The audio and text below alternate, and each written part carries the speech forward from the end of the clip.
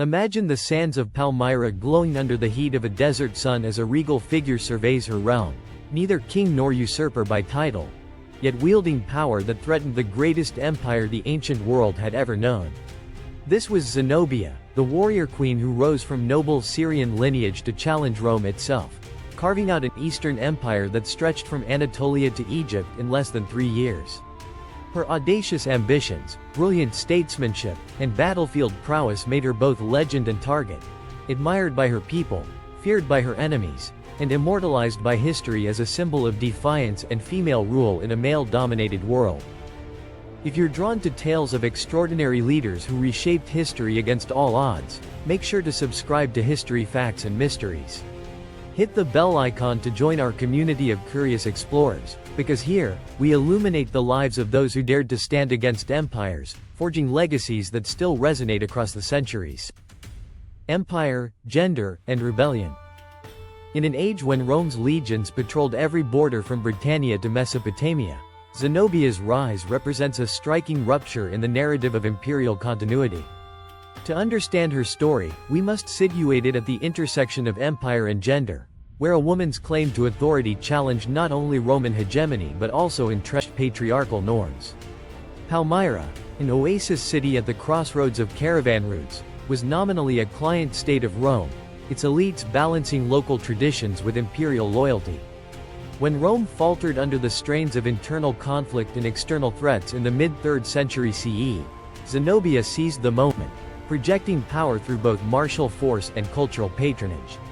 Her rebellion thus demands a dual analysis, as a geopolitical maneuver exploiting Rome's vulnerabilities, and as a profound statement on feminine sovereignty in antiquity. By exploring Zenobia through this dual lens, we can appreciate how her story reflects broader themes of crisis, accommodation, and transformation in the later Roman world. Early life and ascension, from Syrian nobility to queen. Born around 240 CE into one of Palmyra's leading families, Zenobia, whose original name, Septimia, signified her family's ties to the Severan dynasty, received an education unusual for women of her time.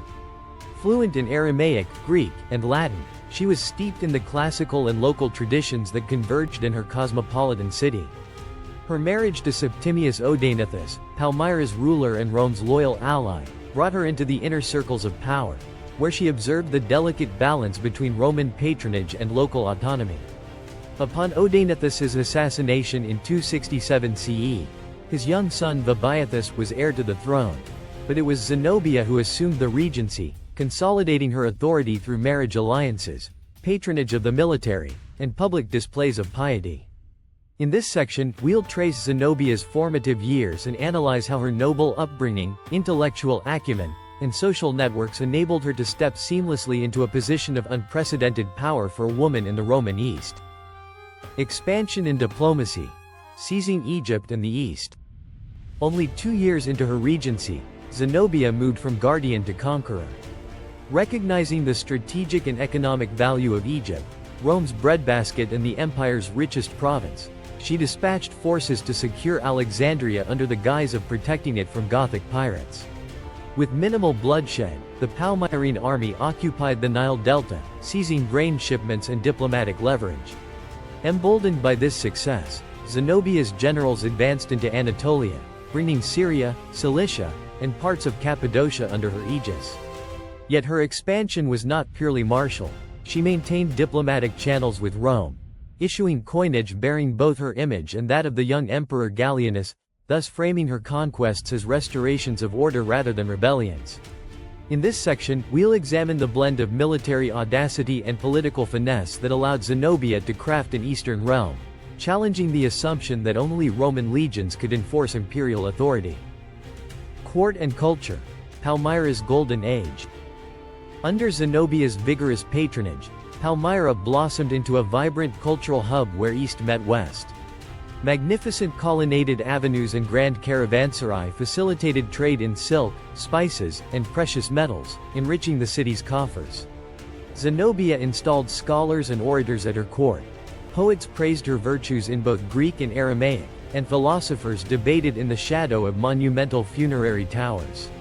She styled herself as the successor to Cleopatra and Dido, adopting regal epithets, Augusta, and Mother of the East, that melded Hellenistic queenly imagery with local Syrian traditions. Her court became a stage for ceremonial processions, athletic games, and religious syncretism, honoring deities from Bel to Isis under her inclusive auspices. This section will explore how Zenobia leveraged culture as soft power, cementing loyalty among diverse populations and projecting an image of a sophisticated, legitimate monarchy that could rival Rome itself. Military strategies and campaigns against Rome. Zenobia's challenge to Rome was not merely one of opportunism, but of calculated military innovation born of necessity and ambition. Her forces blended the cavalry traditions of the Syrian steppe with legionary infantry tactics adapted from Roman manuals, creating armies as versatile as they were formidable. Under her command, Palmyrene horse archers harried enemy flanks with unerring precision, while infantry units wielded short spears and large shields in tight formations reminiscent of Roman cohorts. She appointed generals from diverse backgrounds, veterans of the Roman army, tribal leaders from the desert, and even local Bedouin chieftains, each contributing specialized skills and loyalty anchored by generous land grants and the promise of political integration. Zenobia also utilized intelligence networks that stretched from the Nile to the Taurus Mountains, deploying scouts to map terrain and intercept communications, a practice rare in contemporary Eastern courts. Supply lines were secured through alliances with merchant caravans, ensuring steady access to grain, horses, and arms even as Roman governors attempted blockades.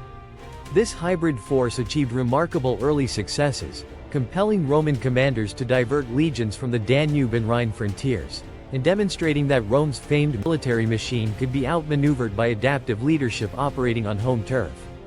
Zenobia's military campaigns thus stand as a testament to her strategic genius, combining diplomacy, logistics, and battlefield innovation to carve an empire in the very shadow of Rome's legions.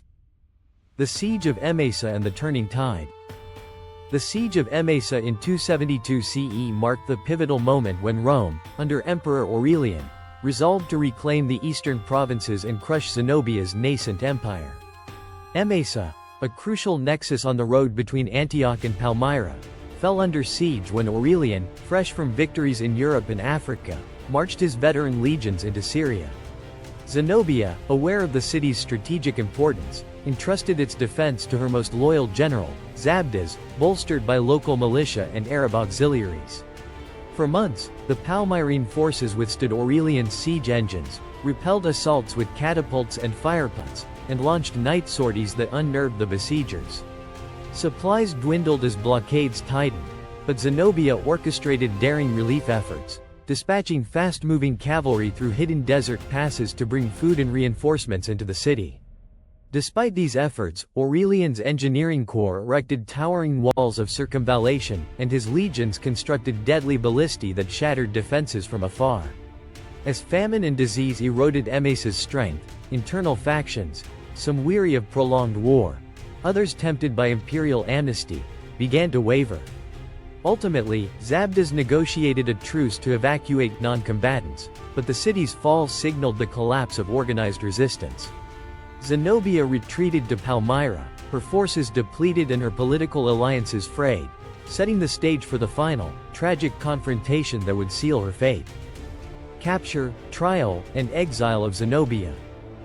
Following the fall of Emesa, Zenobia mounted a desperate defense of her capital, rallying Palmyrene tribal confederations and Egyptian contingents in a final bid to halt Aurelian's advance. Yet the emperor's momentum was unstoppable. He bypassed fortified cities with lightning marches and secured the loyalty of local governors through clemency and promises of autonomy under imperial rule. In late 272 CE, Aurelian's forces reached Palmyra's outskirts, where Zenobia prepared to confront him in open battle, an act that would either immortalize her as a warrior queen or extinguish her rebellion forever. According to the historian Zosimus, she donned armor and strove to inspire her troops with speeches invoking the glory of her ancestors, but desertions and internal dissent undermined her ranks. The decisive clash, near today's modern Homs, ended in a rout. Zenobia fled eastward with her children and treasury chests, seeking refuge in the deserts of Arabia. Captured near the Euphrates, likely betrayed by local Bedouin guides, she was delivered in chains to Aurelian in Antioch. Rather than execute her, a display that might have sparked martyrdom among her followers, Aurelian paraded her in his triumphal procession in Rome, her regal bearing intact despite captivity. Legacy and myth. Zenobia in art, literature, and modern memory. In the centuries following her defeat, Zenobia's legend grew, woven into the tapestry of folklore, poetry, and art across both East and West. Byzantine chroniclers depicted her as the last vestige of Eastern independence, a measure of Rome's might, while Arab historians celebrated her as a paragon of wisdom and courage, weaving tales of her patronage of philosophers and poets in Palmyra's marble courts. During the Renaissance, European artists like Tasso Dassi and Jan van Eyck painted her in sumptuous gowns, often accompanied by symbols of empire, globe and scepter, recasting her as a classical heroine. Enlightenment thinkers invoke her defiance as evidence of noble spirit transcending gender norms, while romantic poets from Shelley to Tennyson found in her story the drama of tragic grandeur. In modern Syria, Zenobia remains a potent national icon, her likeness adorning statues in Palmyra's ruins, until recent conflicts threatened to erase her memory along with archaeological treasures.